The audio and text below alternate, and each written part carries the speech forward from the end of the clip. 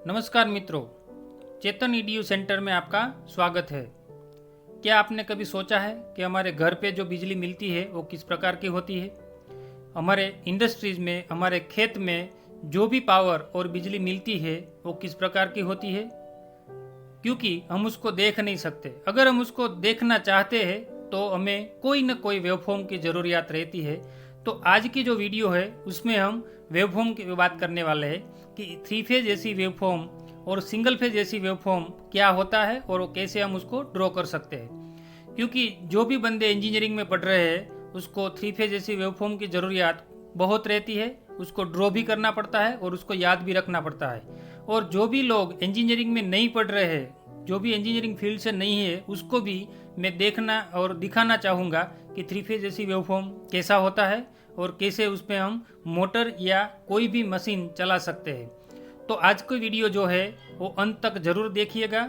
जिन लोगों ने वीडियो मेरी जो चैनल है उसको सब्सक्राइब नहीं किया है वो सब्सक्राइब कर दीजिएगा, क्योंकि जो अगली वीडियो जो मैं बनाने वाला हूँ वो भी इस तरह की कोई ना कोई नई वीडियो होगी, तो उसका जो नोटिफिकेशन है उसको वो जो नोटिफिकेशन आपको मिलता रहे। तो सबसे पहले मैं चालू करने वाला हूँ कि हम थ्री फेज एसी वेवफॉर्म कैसे बना सकते हैं। जो हमारी मोटर जो है वो थ्री फेज एसी मोटर होती है, और खेत में जो हम कुएं में से पानी निकालने के लिए जो मोटर यूज़ करते हैं वो भी थ्री फेज होती है। उसमें हम अलग अलग थ्री फेज यानी कि RYB, red, blue and yellow, तीन कलर के अलग अलग वायर उसको हम देते हैं। मगर उसमें जो भी पावर हम देते हैं उसमें पर्टिकुलर कोई ना कोई फेज डिफरेंस रहता है, तो वो फेज डिफरेंस भी हम उसमें देख सकते हैं। तो सबसे पहले हम चालू करते हैं कि हम थ्री फेज एसी वेवफॉर्म कैसे ड्रॉ कर सकते हैं। तो three phase AC waveform draw करने के लिए हमें सबसे पहले एक लाइन ड्रॉ करनी है, जिसको हम बोलने वाले हैं एम्पलीट्यूड लाइन, जहाँ पे हम वोल्टेज मेजर कर सकते हैं कि वो लाइन पे ऊपर हमें वोल्टेज दिखाएगा कि कितना वोल्टेज रहता है तीनों के तीनों फेज में। जनरली जो इंडिया की बात करते हैं तो यहाँ पे 440 वोल्ट हम बोलते हैं ना कि 440 वोल्ट का झटका, तो वो 440 वोल्ट यहाँ पे रहता है। देन हम दूसरी लाइन ड्रॉ करेंगे, उसको हम टाइम एक्सिस बोलेंगे और एक्स एक्सिस भी बोल सकते हैं। तो वो ओमेगा टी, अथवा तो डायरेक्टली हम बोल सकते हैं उसको टी एक्सिस बोल सकते हैं, टाइम एक्सिस। बाद में हमें क्या करना है कि जो हमने एक लाइन ड्रॉ की है टी एक्सिस, उसके ऊपर हमें डॉट लगाना है। और ये डॉट कैसे लगाना है कि एक के बाद एक डॉट यहाँ हम लगा देंगे। यहाँ याद इतना रखना है कि दो डॉट के बीच में जो जगह है वो फिक्स रहनी चाहिए। कितना भी डॉट आप लगा सकते हैं, मगर जो डॉट के बीच में जो जगह है वो फिक्स रहनी चाहिए। बाद में हम क्या करेंगे कि डॉट के ऊपर और डॉट के नीचे दो डॉटेड लाइन हम ड्रॉ कर देंगे। ये पेंसिल से हम लाइटली ड्रॉ करेंगे, ताकि अगर इसकी रिक्वायरमेंट नहीं है तो हम निकाल सकते हैं। तो यहाँ तक क्या है कि ये जो दो लाइन हमने बनाई है वो हमारी रेफरेंस लाइन है। बाद में हम क्या करेंगे कि जीरो से चालू करके हम हर एक डॉट में से एक एक लाइन पास करेंगे और ट्रायंगुलर वेवफॉर्म बनाएंगे। तो यहाँ तक तो बहुत इजी है, हम डायरेक्टली ड्रॉ कर सकते हैं ट्रायंगुलर वेवफॉर्म।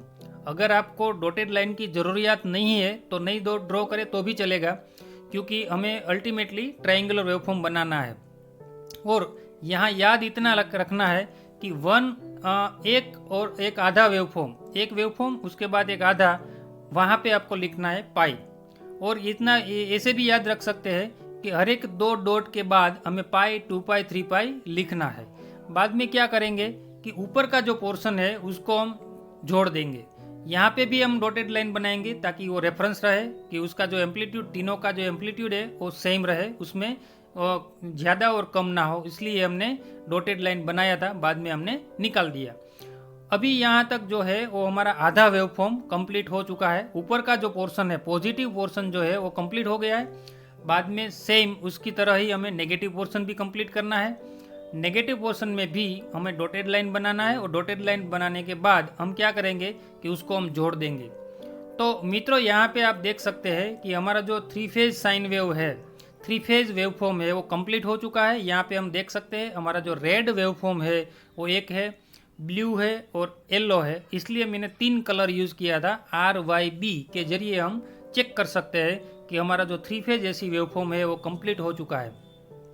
अभी हमें देखना है कि तीनों के तीनों वेवफॉर्म के बीच में कौन सा रिलेशन, कहाँ जो भी संबंध है वो क्या है। तो यहाँ पे हम देख सकते हैं रेड वेवफॉर्म जो है वो 0 से चालू होता है, उसके बाद जो ब्लू वेवफॉर्म है वो 90 के बाद चालू होता है। मतलब अगर हमें कैलकुलेशन करना है तो जो रेड का जो पीक है वो 90 डिग्री पे है, और 90 डिग्री के बाद हम 30 डिग्री ऐड करते हैं तो 120 डिग्री होता है। तो मित्रों यहाँ पे हम देख सकते हैं कि तीनों के तीनों फेज के बीच में 120 डिग्री 120 डिग्री 120 डिग्री का फेज एंगल रहता है। अगर ये फेज एंगल में कोई गड़बड़ होती है तो हमारे जो मोटर है, हमारा जो इंस्ट्रूमेंट है वो प्रॉपर चलता नहीं है, उसमें जर्क मिलता है, क्योंकि यहाँ का फेज एंगल जो है वो डिफरेंट है। बहुत ज़रूरी रहता है क्योंकि हमको जो मोटर चलानी है वो इसके ऊपर चलती है। बाद में हम क्या कर सकते हैं, देखो ये जो हमने वेवफॉर्म बनाया है वो सेम इस तरह का वेवफॉर्म है जो हम फेज 1, फेज 2, फेज 3 बोलते हैं। तीनों का तीनों जो वेवफॉर्म है वो इस तरह का रहता है, तो तीनों के बीच में 120 डिग्री का फेज एंगल रहता है, तो वो भी हम देख सकते हैं। तो यहाँ पे हम चेक कर सकते हैं कि हमारा जो वेवफॉर्म है वो कैसा 3 फेज ऐसी वेवफॉर्म है। तो इजीली हम याद रख सकते हैं, कहीं पे भी हमें ड्रॉ करना है तो इजीली ड्रॉ कर सकते हैं। अगर हमें पहचानना है तो वो पहचान सकते हैं कि हमारा 3 फेज ऐसी वेवफॉर्म है। अगर हम घर की बात कर रहे हैं तो हमारे घर में जो ऐसी वेवफॉर्म मिलता है ये सिंगल वेवफॉर्म रहता है, या तो ओनली आर फेज रहता है, या तो ओनली वाई फेज रहता है, या तो ओनली येलो फेज रहता है। तीनों फेज में से एक एक फेज हम घर पे यूज़ करते हैं, और इंडस्ट्रीज़ में जो हेवी मशीनरी है उसको हमें रन करनी है तो ये तीनों के तीनों फेज हम साथ में लगाते हैं। वीडियो को अंत तक देखने के लिए आपका धन्यवाद। अगर आपने मेरी चैनल अभी सब्सक्राइब नहीं की है तो प्लीज़ उसको सब्सक्राइब कीजिए, लाइक कीजिए और शेयर कीजिए, ताकि आने वाले नए वीडियो का नोटिफिकेशन आपको सबसे पहले मिलता रहे। ओके, फिर से मिलेंगे नए वीडियो के साथ, तब तक के लिए धन्यवाद।